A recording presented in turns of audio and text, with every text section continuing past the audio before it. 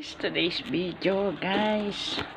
Thank you sa lahat ng aking nagsusupport, sa mga nagko-comment, nagre-react sa aking mga video. Thank you so much talaga sa mga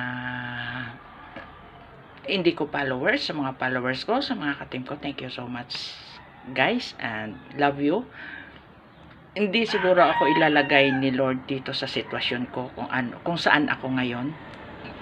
Kung saan nahihirapan ako, hindi ako ilalagay ni Lord dito kung hindi ko ito kaya. Alam ko, kayang-kaya ko ito. May reason si God kung bakit nandito ako ngayon. Kung bakit nasa ganitong sitwasyon ako. Kaya siguro niya ako nilagay dito kasi alam niyang fighter ako, alam niya matatag ako, alam matibay yung loob ko sa mga ganitong pagsubok. Kapit lang.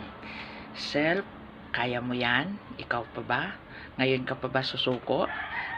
Ang dami-dami mo ng pinagdaanan.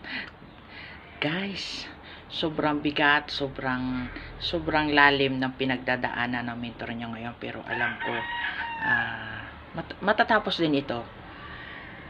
Alam ko, may dahilan si God. Bakit ako nasa ganitong sitwasyon? Siguro pinatatatag niya lang yung loob ko dahil mas marami pa, mas malayo pa yung mararating ko, mas mabibigat pang mga salita na maririnig ko, mas masasakit. Kaya ngayon pa lang nire-ready niya talaga yung yung buong pagkatao ko. Alam ko yun. Kaya mabuo na ako, kaya talagang nire-relax, ginagawa ko ng paraan kung paano ko malalagpasan ito.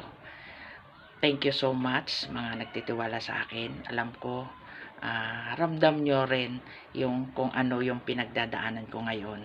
Kasi hindi lang po ito sa aking pagre-reels. May pinagdadaanan din po ako sa real life ko. Kaya thank you so much sa mga nagtitiwala. Thank you so much sa mga naniniwala.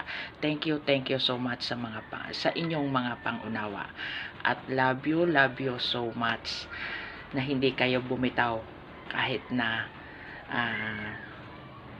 ano bang kabigat yung problema. Ano man kabigat yung ating mga pinagdadaanan ngayon. Kapit lang, lalong-lalo na kay God.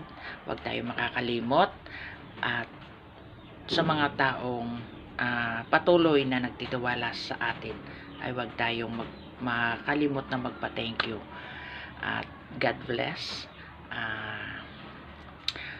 Wala na ako masabi, basta thank you at love you so much sa inyong lahat. Ingat po tayo. Good health.